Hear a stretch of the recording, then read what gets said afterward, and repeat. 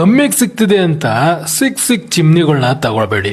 Chimney ತಗೋಬೇಕಾದ್ರೆ ಈ 5 ಟಿಪ್ಸ್ನ follow ಮಾಡಿ. ನಂಬರ್ 1, ನಿಮ್ಮ ಕಿಚನ್ ಸ್ಟವ್ ಸೈಜ್ ಮೇಲೆ ನಿಮ್ಮ ಚಿಮ್ನಿ ಸೈಜ್ನ ಡಿಸೈಡ್ ಮಾಡಿ. 2 to 3 ಬರ್ನರ್ ಸ್ಟವ್ ಆದರೆ 2 ರಿಂದ 2.5 ಅಡಿ ಚಿಮ್ನಿ ತಗೊಳ್ಳಿ. ಇನ್ನು ಜಾಸ್ತಿ ಬರ್ನರ್ ಇರೋ ಸ್ಟವ್ ಆದರೆ 3 ಫೀಟ್ ಚಿಮ್ನಿ ತಗೊಳ್ಳಿ. ನಂಬರ್ 2, ಇಂಡಿಯನ್ ಕಿಚನ್ ಅಲ್ಲಿ 5 ಸೆಕ್ಷನ್ ಚಿಮ್ನಿ ಬೇಕು. ಸೊ ಅದರಿಂದ ನೀವು ಸೆಲೆಕ್ಟ್ ಮಾಡುವಂಥ ಚಿಮ್ನಿಲಿ minimum 1200 metre cube per hour suction power ಇರುವಂಥ ಚಿಮ್ನಿನ ಸೆಲೆಕ್ಟ್ ಮಾಡಿ.